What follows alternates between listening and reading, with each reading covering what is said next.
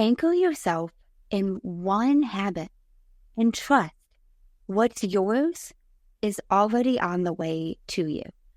In this episode, we dive deep into the power of small habits, the magic of trusting life's timing, and how shifting your mindset can unlock and create meaningful change in your life. Now let's get into the episode. Welcome to the Manders Mindset Podcast. Here you'll find both monologue and interviews of entrepreneurs, coaches, healers, and a variety of other people, where your host Amanda Russo will discuss her own mindset and perspective and her guest mindset and perspective on the world around us. Manders and her guests will help explain to you how shifting your mindset will shift your life. Welcome back to Amanda's Mindset. I'm your host, Amanda Russo, and I am here today with Megan.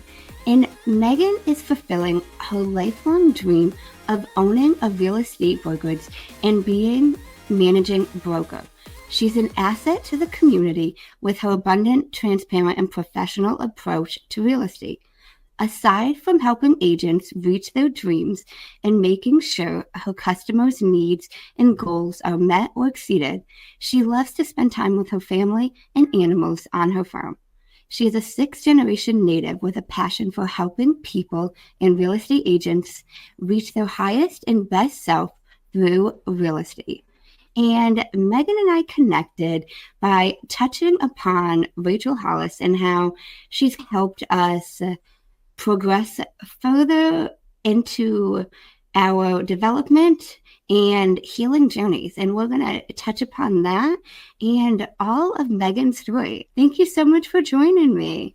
Thank you for having me. I'm glad we could get this on the books and done and we were able to connect.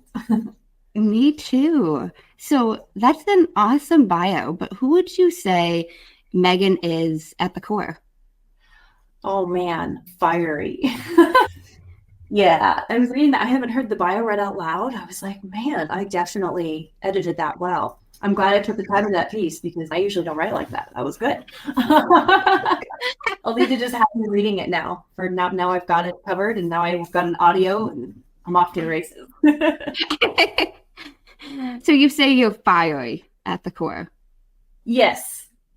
I just think that things can be done. Like, I don't know. I feel like fiery in like an incurable optimist sort of way, but also, and the fieriness can sort of get you into trouble as well. I've found in my life, but yes, fiery in both of the sense, good and bad. I like that things can be done. You know, like there's a way to figure everything out. Yeah. You know, I read a book that I loved called Everything is Figure Outable. And I say that all the time, you know, like there's a way to do the thing, whatever the thing is, even if plan A, B, C, D doesn't work, there's E. Every time, as long as you're still alive and breathing, you can execute, create, or make or any plan you want. You can do anything, you know, and if you can think of it and imagine it, then it is possible. So yeah, absolutely. I love how you said as long as you're breathing. I'm a breathwork facilitator, and something I always say is as long as you have your breath, you've got options. Once you stop breathing, that's when you don't have options. Everybody chuckles at that. But if you're breathing, you've got all the options in the world. Something's not working, breathe into something else. Yep. Absolutely. And don't say places that you feel like you don't need to say, even through obligation. I feel like that was where I was a lot in 2019. I had built a life that was sort of the obligation piece. I met and married a man that my family approved of. I never even asked myself. I didn't even know what I wanted. You know what I mean? So, yeah. Now, before we get into 2019, can we backtrack a little bit? Can you take us down memory lane? Tell us a little bit about upbringing, your family dynamic, childhood, however deep you want to go. Yeah, I, like in my bio, I'm sixth generation to Colorado. My kids are 7. I grew up in Aurora and Parker area. I graduated high school a year and a half early. I got into sales right away. First off, I was working under the table for the Vietnamese restaurant locally, and I would sell their sauces at the farmer's market, and I killed it. And I got a job when I was 17 after I graduated high school, straight commission, selling hair straighteners at the mall. If you're from Colorado, Park Meadows Mall, which is a brutal sales job. Gotta get him down. She's like, you'll be really good at this. And then I got that job, and once I figured out sort of like the freedom that you had when you could control what you made, I liked that a lot and figured that I would get into sales just in general. So I worked kind of kiosk sales for a while, and then I ended up connecting with the owner of Famous Dave's Barbecue at the time and working a catering job. I created a sales job for them for their catering division in the metro area. And then I got a real estate license in October 2015 was when it was official. So that was when I got into the business, and I was young. I was 21 and ready to take on the world and drive a BMW or something. I don't know. And now, when did you get married? Oh, Amanda, I've been married. So the first time was 14 in June. That was my first. Then I was actually talking to my love of my life husband about it the other day. There was a lot of drama at that wedding. If you ever want to, I had a very traditional big wedding, and it wasn't, like I said, I kept having I just felt like I would get to this place of growth or whatever. And I always would feel kind of very isolated. Like the person I was with wasn't who I was supposed to be with. And so I met in 2014, and I, thank goodness, divorced. Then I'm divorced and married again, and not married. I got married then in 2018, and then I was separated in 2019 because, like I said, stayed twice. And I think it was just mostly my parents were together my entire childhood, and they actually divorced when I was 25 when I was married to my second husband. And it's not my parents' fault that I got divorced. I don't mean that by any, they didn't force me or anything. I do think that because I didn't know what a healthy marriage looked like, I was just like, let's get married. And that was it. There was nothing else. So when you continually involve the government in your affairs, it takes a lot of time and money and assets, but you do learn. I was telling my husband the other day, I'm like, you get the benefit of it all because I have been married. I mean, June 2014 would have been my 10-year wedding anniversary. So you've only been married to me for 3 years, but I've done the time, I've gained the experience. And I think too, I have a unique perspective because I can totally tell when my husband and I are maybe disagreeing about something. I'm also older too. My frontal lobe is more developed and fully developed at 30, you would hope. That I just can, you know what I mean? I've been married a couple of times before. You don't get so mad about your husband not doing the dishes. You know what I mean? When it's your third one, you're just yeah, men don't, it's fine. Right? You know what I mean? Or because honestly, if I wanted a man who was great at doing the dishes, that's who I would have married. And to me, I don't care if you want to do the dishes. You know what I mean? We all have sort of our levels of understanding. And I see, for example, my mom kept a really clean house. Her mom keeps an immaculate house, super clean, you could eat off the floor sort of thing. I am a horrible housewife. I'm an excellent cook, but I need to hire that shit out. I can't do all of it. So instead of having this really unreasonable expectation on myself that I'm going to be this great housewife, I'm just going to be who I am, I think that was the biggest part of that. And being married doesn't shackle you from learning. There's a lot of narrative out there that's you've got to be alone. If you're alone for 8 months, boop, you'll meet the love of your life. There's some sort of formula to aloneness to love. And it doesn't make any sense to me at all because you definitely, let me tell you, being married to the wrong person twice, there's lots of lessons there. You can really grow as a person so yeah, that's my little bit of the backstory. Then I met my now husband in 2020. And we have been married. It will be 3 years. I started crying. It'll be 3 years in February because I can't believe I love him so much. My last 2 marriages hit my first wedding anniversary, and I was like, I cannot do that again. And we were divorced shortly after. So I'm in my 3rd wedding anniversary. I love him so much. So I feel very happy in that too. I failed my way to success there. I didn't have good marriages. They weren't great twice. I mean, oh my God, hitting up your divorce journey that many times at that age. And then, but I failed until I got it. And I'm really confident and happy that I got it now. I can't tell the future, but I know that I'm in a relationship with someone and it's very clear. It's easy to be resentful, but I choose, this is the person that I've chosen. And when your life is what you've chosen and designed, you kind of treat it and take care of it better anyway. I'm not the same wife I was to my husband now as I was to my ex-husband. I didn't like my ex-husband, the middle one, but like I do feel bad that I married and spent a lot of time with somebody that I truly didn't love and cherish. Like I was more harsh and judgmental, and there was more of these dynamics that I had pulled in from what I was raised around versus what I actually sought and wanted. You know what I mean? Because you're like, if you're not intentional on what you want, you just get what you're used to. And if you're used to dysfunction, that's what you're going to keep getting. So you mentioned you made the same mistake twice. What same mistake was that? Marrying wrong? Marrying someone that it wasn't me calling the shots.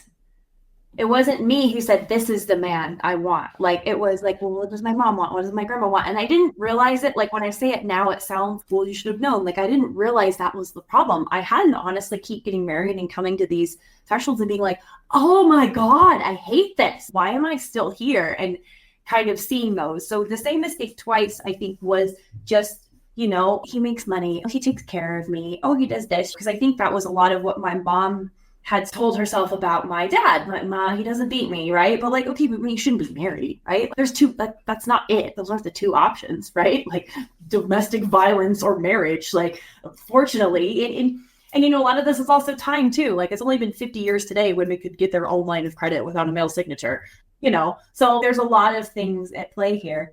That's what I think that it was. And not that my ex-husbands are necessarily bad people. Like, I don't wish anything harm on them. I don't think, like, we were mad. We had some nasty divorces and some words, both of them, sorry. But like, it's fine. Like, I don't hold any like overarching resentment, because at the end of the day, if we were supposed to be together, we'd still be together.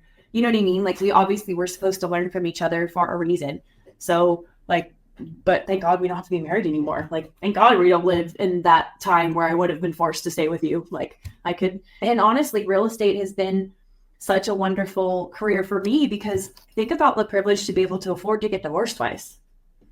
Like, that's hard and expensive. You know what I mean? To be able to have the freedom and the ability to actually be like, no, I'm just going to change my mind again and change your name. To be able to do all that is huge. So yeah, that's sort of what I mean with this mistake twice. And then just learning from those mistakes are really, truly where you find your power, I think. I like how you mentioned you failed your way to success. You know, I never heard anybody talk about that in terms of relationships, but and with everything, that's so true, you know?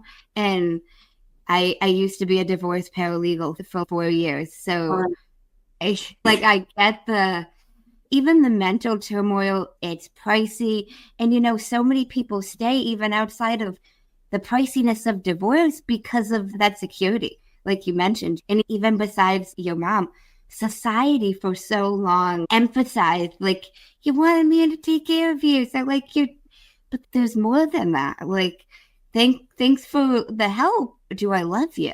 Like, genuinely, you know? Well, do I like enjoy you and respect you? And like, honestly, and I'm not saying this was like his fault or my fault or anybody's fault, but like, I didn't respect my ex-husband at all. Like, we probably, when we got engaged, we probably should have broken up. Like, I remember sitting in therapy and he would be like, she doesn't tell me things. And I'd be like, I don't want to. But we should break up. Like, why didn't someone hit me in the head? And you know what I mean? But like with my husband now, I want to come to him. Of course I want to tell you things. Like, it's so in a lot of ways, he was right. My ex-husband would complain about me as a wife, and he was right. And to realize that and to be like, oh my God, maybe I am a bad wife, but maybe I'm not a bad person. And I could be a bad wife and a good person. And I could be a bad wife because of what's done and what's happened before, you know what I mean? And how I'm placing things and maybe my expectations. Because that's all it was, is I was like, oh, maybe this person will be the life that I want. And then I switched this mindset after, you know, October 2019, when I started the journal practice. And then in March 2020, I was like, I'm done. Like, this is how I'm now. This is what I used to do, and here's how I'm doing it now. I used to expect this or accept this from people, and I won't accept this anymore, you know, and then kind of just go from there. Sorry, there's my son is 7 months and back there yelling. Now, so what's the journal practice you started in October 2019? So the journal practice was Rachel Hollis, I think it is called the Dream Journal. She had you write 5 things you're thankful for, and then it was 10. This is what she does. And she did, I think she probably still does do it, but this was her, and she sold the journals, and it was around October 2019. And I was like, I'm ready to get my poopity group. Like, let's get this together. So I started writing 5 gratitudes and 10 goals. And I have been doing that every day since. So it's been like over 1,850 days now. I haven't done every day. We're not perfect. I've been sick or had issues, but I've always picked it up back again. Like, it's always just been, it was like that sort of one thing that I was like, okay, I can wake up every day and write what I'm thankful for, and I could be focused on what I want. And just doing that alone will bring my goals to me. So with the journal, I have quit smoking cigarettes. I quit drinking alcohol. I bought my own farm. I built my own company. I've made various income goals. I have had different relationship shifts and different things. And it's just every day that I still do it. So my journal's now green because we're for money now. But yeah, that's what I started, and it's been pretty crazy, like, to have a habit go this long. I've never had anything that I've really done this long other than like being in my industry. So it was ironic to me that you discovered and started working with her modalities around October 2019, because it was around the same time for me. I had heard about her 5 to Thrive. Do you know of those? It sounds familiar, but remind me, because like I said, so like the 5 things she recommends doing every day. One of them is like the gratitude, or like the journal. And then one was like moving your body for 30 minutes, half your body weight in ounces of water, waking up an hour earlier and spending that time for you, and giving up one thing each month that isn't good for you. And like it was the last 90 days of the year.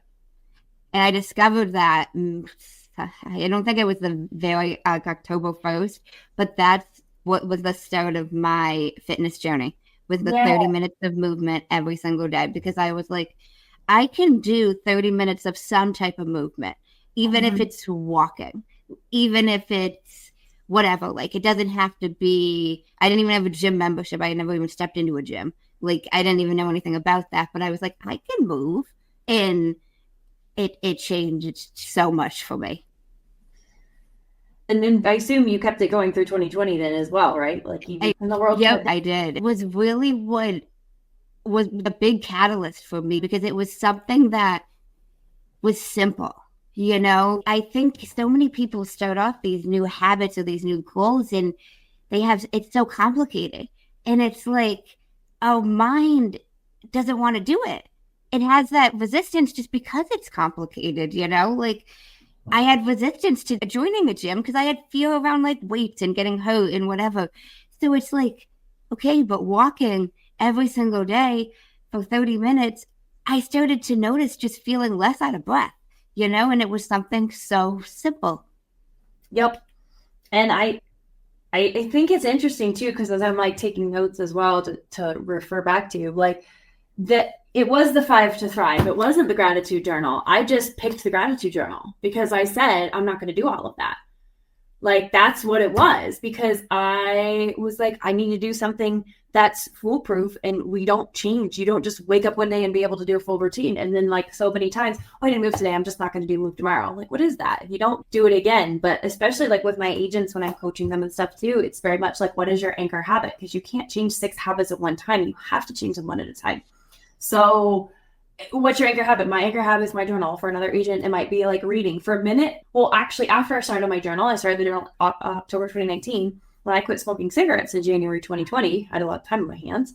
So then I put reading. So then I would do journal and reading. And like, I had been reading every morning anyway. I had started reading in the morning when I was in production and sales in 2016 in real estate. Waking up and having a morning routine and reading wasn't crazy to me, but writing the gratitudes and then reading. And I read 70 books in 2020, self-help and business. And it was just like, you just got to keep going. And so then, I don't read 70 books now. I have 12 agents and 2 kids and got a construction project coming on and like a bunch of other things, those habits too. And that's another thing too. I choose to not beat myself up over the fact I don't read 70 books a year. Like if you're beating yourself up, chances are you're just going to do that. So if you're beating yourself up, stop. Don't beat yourself up in what you're doing.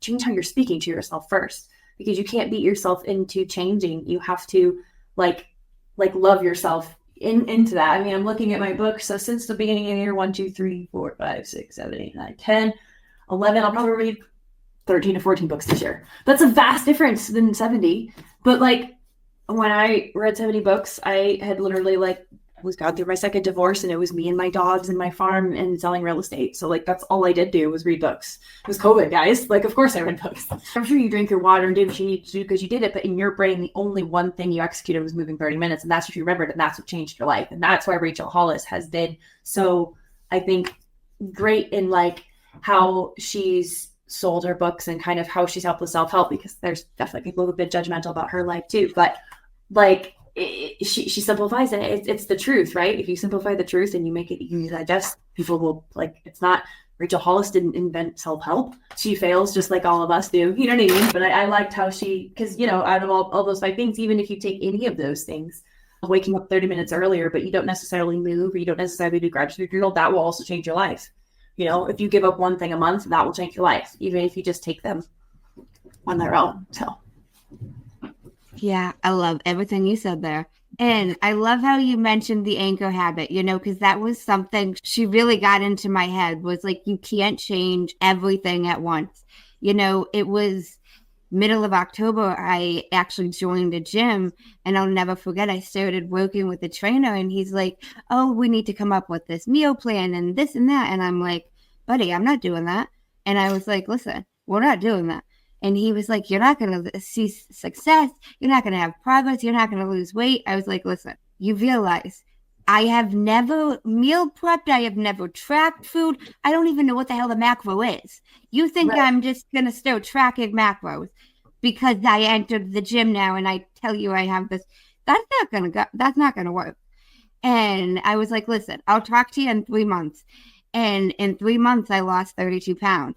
And I was like, I didn't do all the crazy shit, you know, and I kind of want to say I like reversed a little bit her like give up one thing to be like more of a positive aspect. And I tried adding in like something positive. And for me, that was even just more protein, whatever type of protein. I wasn't tracking it because like more protein is something I kind of knew, not even knowing a lot about nutrition. Couldn't hurt me and would likely help me. So I'd add in more meat, and it was just adding in something good, you know? And I think that was a big catalyst for what helped me have the long lasting change, you know? Like there had been other times in my life that, I lost 15 pounds, but would gain it back, you know? Whereas it was much more sustainable because you're not focusing on everything. Yeah, then you're like, I didn't do that. And I think the hustle culture kind of does a lot of that, like every day. And that's also like, you have to understand too, masculine versus feminine energy. Like we're just different creatures. We're different people. Like that was a big shift in 2019 too, was I just realized like, look, I am not like my male counterparts. I might be kind of a dude when it comes to business, and I might be able to duke it out with the rest of them or whatever, but like I'm a female. And I wake up different every single day. And I'm on a 28-day cycle. Like as much as I want to fit in with the dudes, that's just where my body is. And just like my male counterpart, he wakes up the same every day. And he's really confused why I am so different every day. That seems odd to him, you know? So like, it's kind of just like, okay, so if I have this habit, and that's what's nice about the journal, is the journal doesn't have to be done at 4 a.m. The journal can be done at noon or at 1, or if you forget and you pick it up or whatever, like and we know our differences, right? This is just getting to know ourselves. Are you blowing off your alarm because you're exhausted and beat and need to rest? Then you should rest. Are you blowing up your alarm because you're trying to avoid something, right? Like, but we can't, you know what I mean? But sometimes like our bodies, and like I said, especially with the female energy, it goes up and down all the time. We have a week where we're on top of the world, and then the next week is the worst. And that's actually a wonderful creative energy, and we can use it. And that doesn't negate us for being in business. I would even argue that it gives us a place because of that ability to harness that big long cycle of energy and learning how to do it. Like my ability to work and get things done and delegate has just gotten so much better just because I like know and understand. I'm not trying to do it all myself.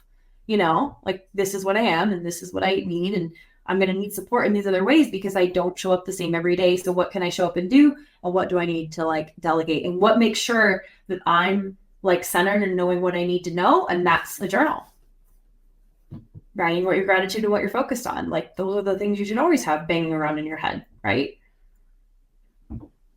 So what would you say the journal practice helped you achieve the most, like the biggest accomplishment? There's not like probably the biggest one was I have my own farm now. I would do things like I would write around like I am connected and respected. And then I would be like, okay, I'm going to meet and then I would meet people that would connect me. It was just like little things and shifts that I just wanted to work on in my consciousness and who I was. Because probably the biggest groundbreaking thing would be the smoking.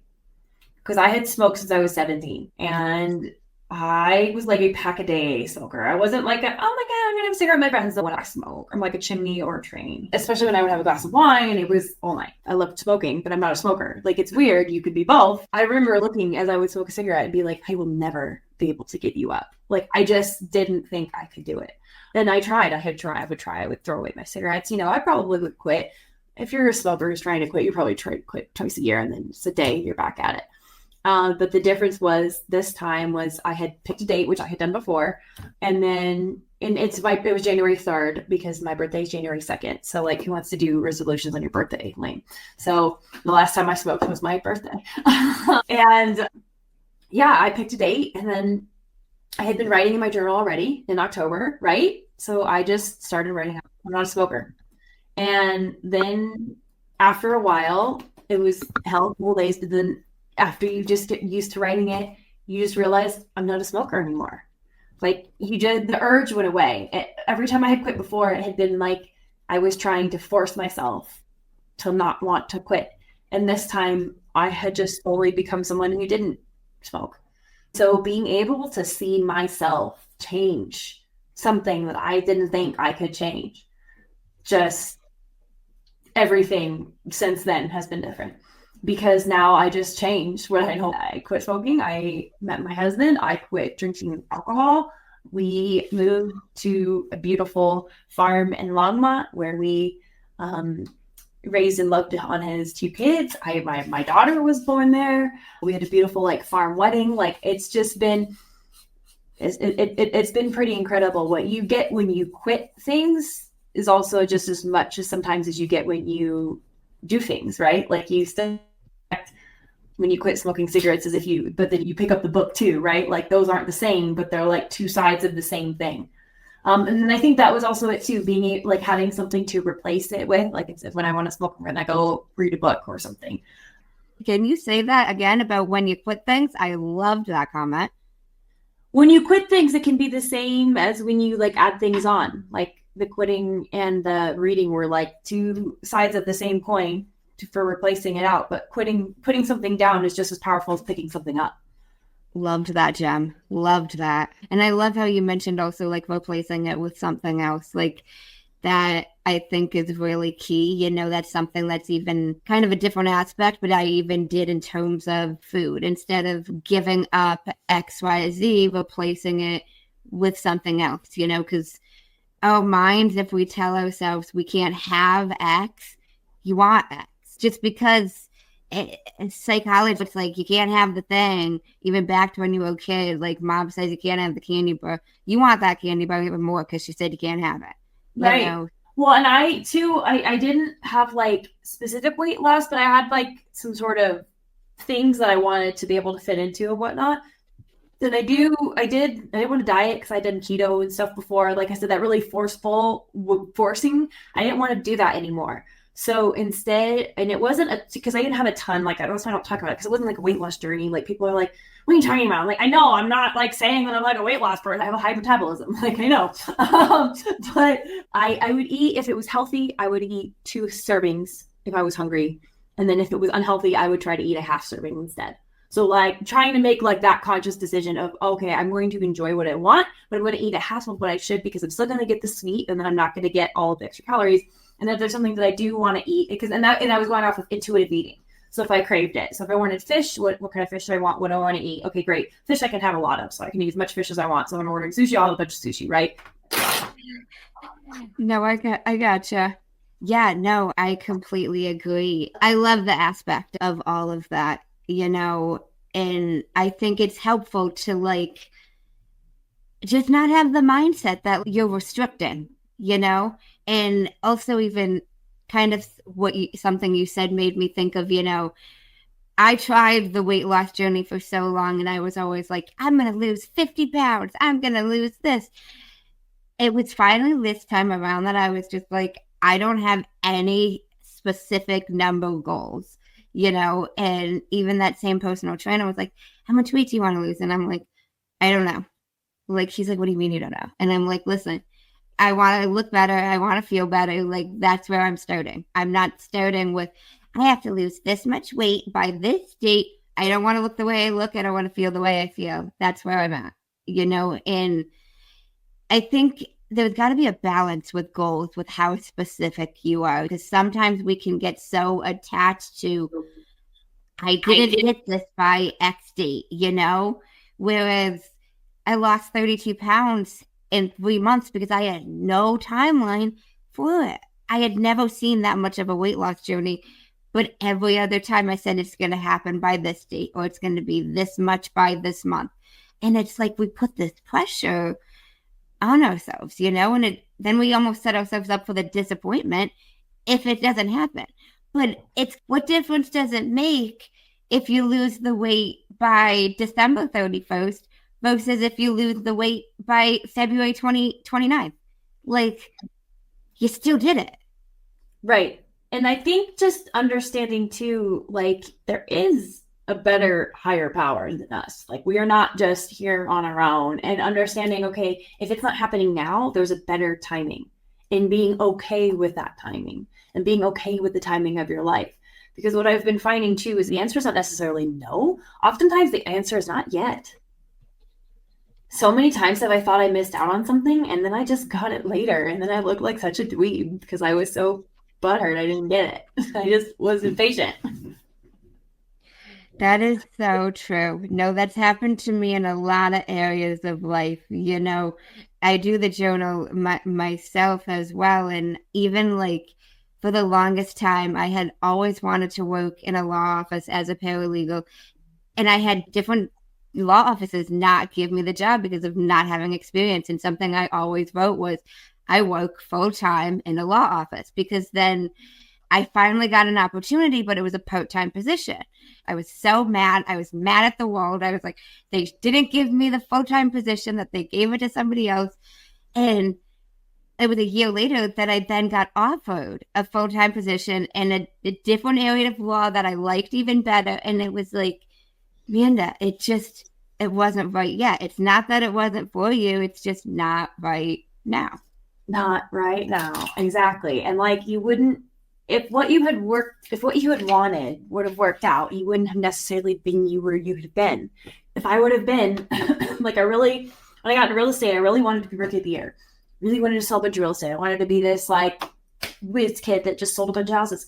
It's not how real estate works, especially when you're young. When you get licensed young, it's 2 years, no matter who you are. It takes a minute. And then like, when you're young, you have to like build it up. I just wish I would have known. If I would have been that Rookie of the Year top producing agent, would I have opened my own company? Would things have gone the way they have been? Like this, I'm now so confident, and it took time to do this. It's not like you're got hit in the head by God or something. I just decided that I was going to live a life that this was divine timing. This was the way it's supposed to happen, and it will happen for me. And as long as I keep my eye on the prize and I have faith that it's going to happen, it's all going to come out and work into fruition. And realizing too, I just celebrated my 9 years in real estate on the 19th of October. And like 9 years ago, I said, I will open my own business. I will open my own real estate brokerage. And the likelihood of that happening from when you're in real estate school, everybody says that. Less than 1% of people do open a company. Actually, only 8% of people who get licensed are in the business in 2 years, producing and making money. Much less going on and opening a business. I'm not affiliated with any major corporation. I'm not a Keller Williams team or Coldwell Banker, Remax. I am my own Motion Homes group, independently owned by me, run in my room, because I don't want corporations to be running my industry. Like they shouldn't. It should be the agents, the individuals. And so just realizing that while I feel like, and I know I have so much to go ahead of me, being so thankful and grateful for that vision that I had 9 years ago that I'm here now. Because if I would have sold a bunch of houses, maybe I wouldn't have gotten into management, because that would have been a lot of money and a lot of time. It would have taken a ton of time away from me, and it's taken time for me to build this business. Just understand that your life is divine timing, and you being aware that it's divine timing or not doesn't change the fact that it is. You mentioned you started smoking at 17. How old were you when you stopped? Like, how long did you smoke for? 26. So 9 years. Oh, shit. Okay. That's a long time. Yes. And I was a very cool teenager. It was my tongue was like going black. I was like, it's time for me to let that go. And I think that's one of the hardest things for us to do, because no matter what, that cigarette was always there. And for me to break up with it and be like, I don't need you to live my life. Like, it hurts, but I got it, and that's just such an empowering thing to see. Because like I said, even when I go to the store now and I see them, and oh my God, cigarettes are $11 a pack. Like, I would have been forced to quit, let me tell you. Like, back when I quit, it was only like $6, and I thought that was ridiculous. I think I paid as much as they were now on like a resort in Hawaii once or something. Like, they're very expensive now.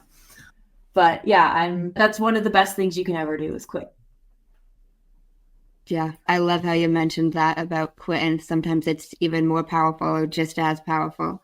And keeping the faith in the divine timing. I love how you mentioned earlier about how some people like her, some people have their feelings about her.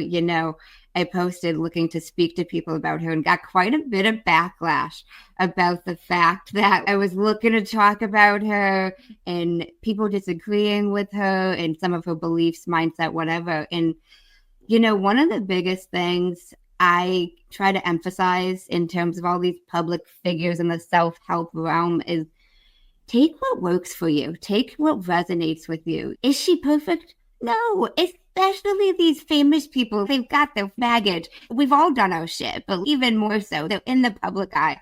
If she has a gem or a nugget, or somebody has a gem or a nugget that works with you, take it and run with it. Like, who cares that it's her that mentioned last 90 days? I listened to a Mel Robbins podcast, and she talked about the benefits of setting your goals starting in September. Okay, she didn't call it last 90 days. It's the same fucking concept. Right. So take what resonates with you. Exactly. I'm so triggered by Rachel Hollis and the fact that she got divorced that you can't listen to her mindset. Then read another author. The point is to get better, right? Like, just come get better. Like, it's fine. I don't know. Like I said, I haven't really, because I just sort of read overall, you know what I mean? And Rachel Hollis has really great books that are awesome to read and are affordable. Like, they're great and they're accessible, and I think they help. So I think this is a great topic to have, and a little controversy never hurt anybody. So I completely agree. And so I had a few people even message me privately, like, she thinks she's better than everybody, and it's like, I feel like a lot of famous people do. A lot of people do. A lot of people in general do, but even more so these people that are famous, making all this money, doing all these things. Okay, yeah, they have some egotistical shit, but if there's something that she says or somebody says and it helps you progress, take it and run with it. Let it shift you. I was like, I don't have a personal relationship with Rachel Hollis, right? But I think there's a lot of value to be said of writing down 5 goals and 10 gratitudes. That's huge. So, and if you, like you said, take what resonates, like you're like all the cool kids say, I don't know.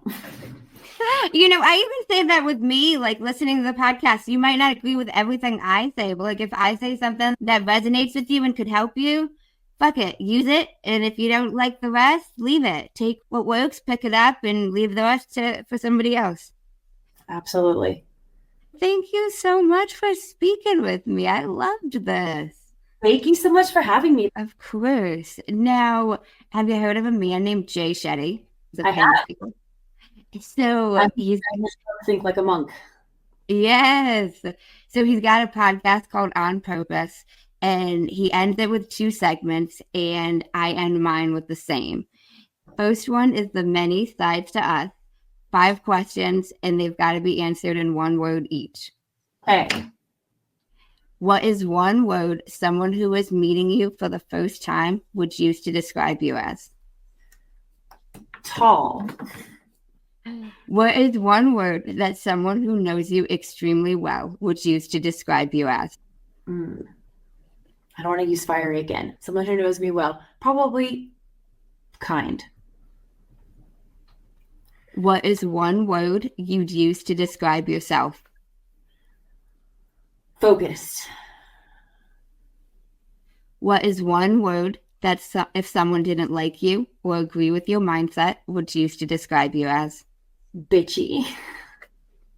What is 1 word you're embodying right now? Abundance. Then the second segment is the final 5. 5 questions, and they can be answered in up to a sentence. What is the best advice you've heard or received? We're all dying anyway. We can't take it when you go, like. Why is that the best advice? Because we're just here temporarily, so we shouldn't be afraid of doing anything. I love that. What is the worst advice you've heard or received? I wonder what X or so-and-so will think about this. Doesn't matter. What is something that you used to value that you no longer value? Being close to, like, cities, like that sort of thing. If you could describe what you would want your legacy to be if someone was reading it, what would you want it to say? That I would hope that everybody I loved always lives so fearlessly and authentically at their highest and best self. If you could create 1 law in the world that everyone had to follow, what would it be? Oh, no one would be able to lie. It would be great. Why would that be your law? The world would fall apart. Oh, it's everybody lies all the time to us. It's great. That's why the truth is so powerful. Because that's fair. Well, thank you so much. I really appreciate you speaking with me. And now, where can the listeners connect with you? I am online. My website is motionhomesgroup.com. I have a Motion Homes Group Facebook page. I'm on Instagram, Megan Bello 0102, and I'm also Megan Bello on Facebook. Send me a friend request. I still have some available. And as always, I'm available on my cell phone at 720-393-0673. Awesome. I will put all of that in the show notes. And I do like to give it back to the guests. Do you have any final words of wisdom, anything you want to leave the listeners with? You can do anything that you can imagine. Just get her done, and don't. What people think about you is none of your business. Thank you so much for speaking with me. Yes, I appreciate you. I thought we could do this now. And thank you guys for tuning in to another episode of Mando's Mindset. Hey guys, Mando's here with some key takeaways from my impactful conversation with Megan. Megan and I emphasized the importance of anchoring in on 1 habit, embracing a simple grounding habit every single day, whatever that is, whether it's gratitude, movement, in something that you can do no matter what the circumstances are. And this habit is something that will keep you focused and steady to stay the course. Me, for example, I knew I could get 30 minutes of movement in every day, even if, God forbid, that was me walking around my apartment at the time for 30 minutes. What is that habit for you that you confidently can do every day? Also, we emphasize the importance of divine timing and trusting that what's meant for you will come at the right time, even if it doesn't happen right away. Sometimes no means not right now. It doesn't mean never. Having patience with your goals is really important, because if you don't achieve it on the first time, are you going to stop and give up? No. You want to keep pushing forward, and they might take time to come into fruition, but that doesn't mean it's not going to happen. Failure is when you stop. Failure is not if it doesn't happen, if you don't achieve the goal right away. Failure is stopping, because then you're never going to achieve the goal. And we also emphasized about gratitude and visualization. Focusing on gratitude and visualizing 10 goals really helped Megan stay committed and conquer her challenges. It helped her quit smoking after 9 years. And gratitude is a great place to start, because something I always say is we all have something to be grateful for. If you're listening to me right now, you have internet. You have the ability to hear what I'm saying. You have the ability to listen to a podcast, whether it's on Apple, Spotify, Overcast, whatever your platform of choice is, or if you're watching me visually. Not everybody, even in other countries, have that luxury. Again, there's always something to be grateful for. And I think that's a really great place to start, because it's like the quote from Tony Robbins: you can't be angry and grateful simultaneously. It just doesn't work. So your life is bound to improve and your mindset is bound to shift if you focus on gratitude. So I encourage you, if you are torn or not sure what that one habit should be, let it be gratitude. When Megan shifted her perspective to embrace gratitude and have patience and trust the process, she found herself better able to handle all of life's challenges that it started to throw at her. And lastly, I really hope this is the main thing you guys take away from everything I have ever said to you. A few people were a little surprised that I was looking to record a podcast discussing some of the modalities that Rachel Hollis used and talked about, because some people have their mixed feelings about her. Some people have their mixed feelings about me. As I always say, you're not for everybody and neither am I.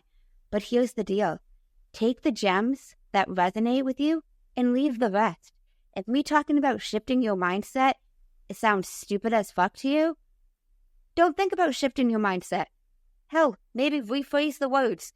Whatever works for you to help you progress and move the needle forward, do that. It all comes back. We're here, then we're not. So take what I say that resonates with you and use it. Use it to breathe into new life. And the shit that I say that you're like, this chick is batshit crazy, don't listen to it. Keep going. There will be so many people in your life, whether it's famous people, friends, colleagues, that you don't agree with everything they say. And if you did, it would be boring. We don't all want to be the same. So take what works, what helps you shift internally, and anything that doesn't make sense, leave it. Well, thank you guys for tuning in to another episode of Mander's Mindset. And I would appreciate it if you'd leave me a rating, leave a review on Apple Podcasts, positive or negative. I'd love to hear your thoughts. And share this episode with anyone. In case no one told you today, I'm proud of you. Guys. Until next time. I'm rooting for you. And you got this. As always, if you enjoyed the show, I would really appreciate it if you would leave me a 5-star rating, leave a review, and share it with anyone you think would benefit from this. And don't forget, you are only one mindset shift away from shifting your life. Thanks, guys. Until next time.